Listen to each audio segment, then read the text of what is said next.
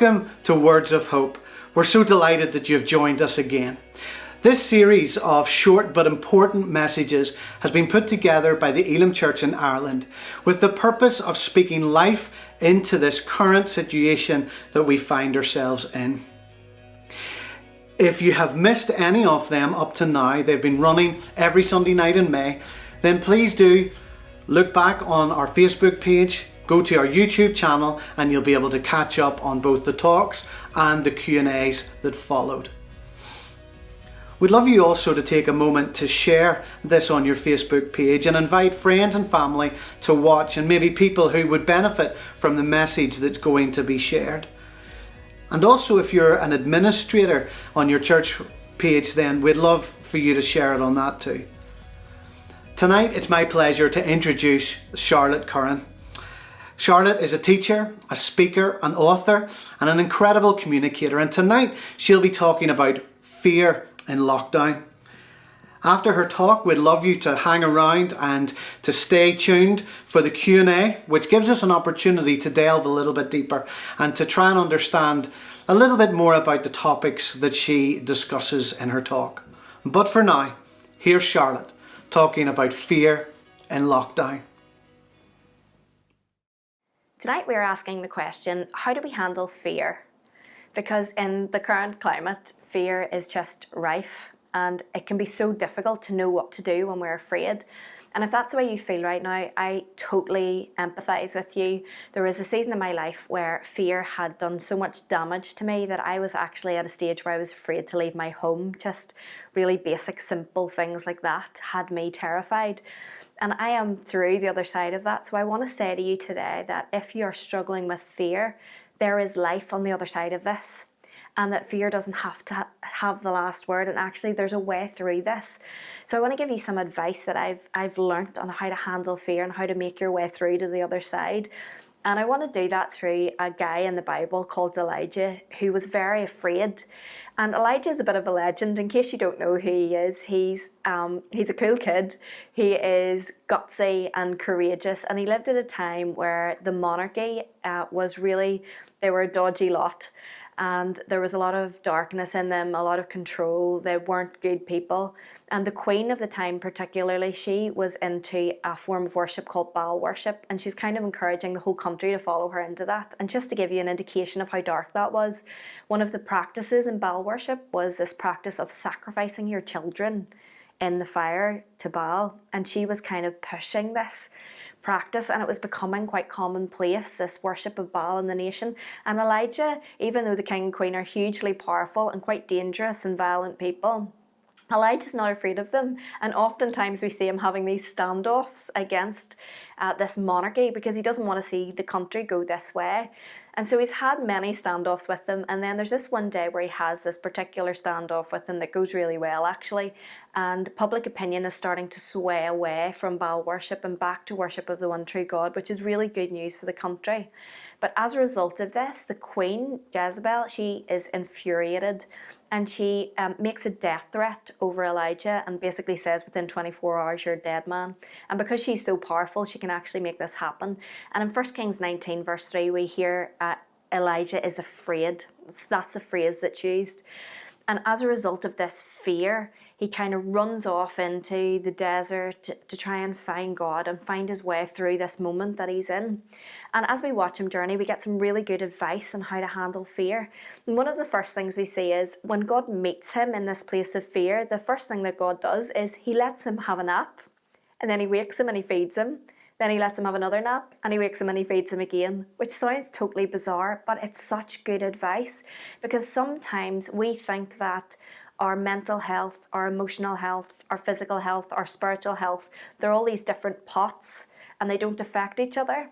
But actually, as human beings, we're more like a set of pipelines than pots, and pressure in one part of the system will show itself in another part of the system. So for example, you may have in your history had a headache, which is a physical health issue, but maybe it was caused because you were under mental pressure. It's because we're a pipeline. And sometimes when we're afraid, we think, oh, that's a mental health issue, or maybe it's an emotional health issue, or maybe it's even a spiritual health issue. And we forget that our physical health affects all of those things. And so when you're afraid, one of the first things and one of the easiest things to test is, how is your physical health? Because that can be affecting the level of your fear. You know, are you going to bed at a sensible time? Are you having exercise, which really, really helps with anxiety and fear? What are you putting in your body? Because when you're afraid, it's really tempting to go for, you know, sugar and comfort foods and caffeine, and actually putting a lot of sugar in your body, a lot of caffeine in your body, a lot of alcohol in your body, that's not going to help with your levels of anxiety. And so the first piece of advice I would give you was take a look at your physical health. But the next thing that God does is he has this conversation with Elijah, and in the middle of it, Elijah makes this statement where he says, God, the problem is they've killed everybody like me. I'm the only one left. That's an interesting statement, because the king and queen have been killing off people like Elijah one by one. But Elijah's not the only one left. In fact, there are 100 other people just like him that he knows about that have been hidden from the king and queen. And so when Elijah makes this statement, I'm the only one left, it's an exaggerated statement, and it shows us what happens when we're afraid. When we are afraid, we fall into the trap of exaggerated thinking, which is, you know, you might have seen it in your own life when at night time you go to bed and you have this, the problem's this size, this is the problem, the facts of the problem, the difficulty is this size. But then as you lie awake and you think about it, you begin to exaggerate the problem by adding all the possibilities. Well, maybe though then this will happen, and maybe then this will happen, and maybe then this will happen. And the problem grows and grows and grows by this kind of thinking known as worst case scenario thinking. And when we're afraid, that can happen. And what happens when we do that is fear, whenever the problem is this size, fear only has this amount of space to run in our minds. But as we add all of those other possibilities on and we start to think about them and think about them and think about them, we extend the ground of our mind in which fear can run. And all of a sudden, fear is running rampant on the inside of us. And what we need to do instead is we need to narrow the field down for fear to run in, right back down to the facts. What are the facts? And stop thinking about all the possibilities and the worst case scenarios, because that will debilitate us. And the Bible talks about taking captive every thought, which means as the thoughts come into our mind, we need to catch them. We need to examine them and say, is this a fact, or is this just a possibility that might happen? And if it's a possibility, we don't need to dwell on that. Instead, we need to think about some really beautiful truths that we know. And when we think about beautiful truths that we know, that will narrow down the field in which fear can run. And that will be super helpful for us in handling and managing our way through fear. And the last piece of advice I want to give you from the life of Elijah is simply this. When Elijah was afraid, he ran to God. And that's really super good advice. And honestly, that has been the thing that has helped me more than anything else. It kind of reminds me of one of the first films I ever saw in the cinema, which was The Lion King many years ago. And there's this scene in The Lion King where this little lion cub, he comes up against these hyenas who are much bigger, much stronger than him. And he's trapped, and so he roars at them. But the roar, because he's a lion cub, is so minuscule that it has no effect. And the hyenas all laugh at him and say, go on, roar again. But the next time he roars, it's this massive loud roar, and the hyenas are they're shocked and stunned.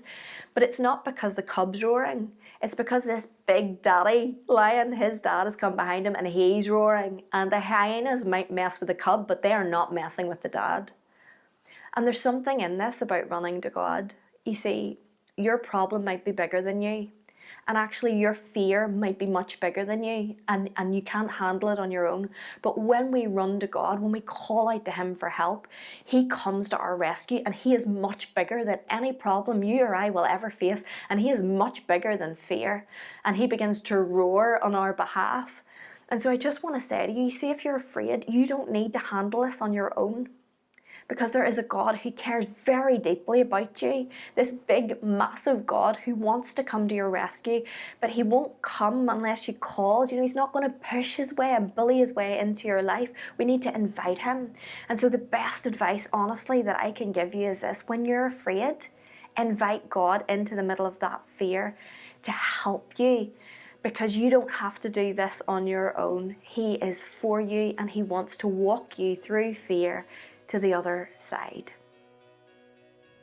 Thanks to Charlotte for her message. If you're journeying towards faith, if you have further questions, if you'd like to speak to someone about Jesus and how he can make a difference in your life, then we would love for you to get in touch with us. You can email us at info@elimchurchireland.com.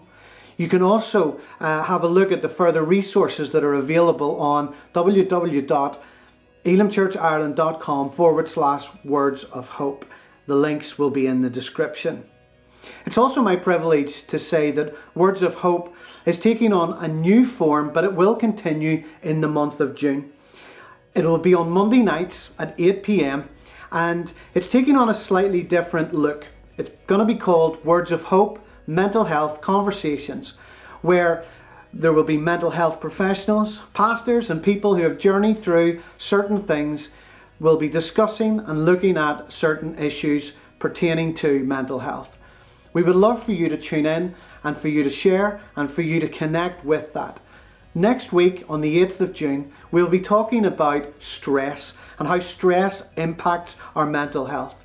If you have any questions that you would like answered by our panel, we would love you to get in touch. Again, email us at the same email, info@elimchurchireland.com, or simply put a message through Messenger on Facebook or our social media platforms, and we will do our best to include as many of those questions in the Q&A as possible. So that's next Monday from 8 p.m. Well, thank you so much for joining us, and we really do hope that you can hang around for the Q&A so that we can delve a little bit deeper into this topic, fear in lockdown. God bless.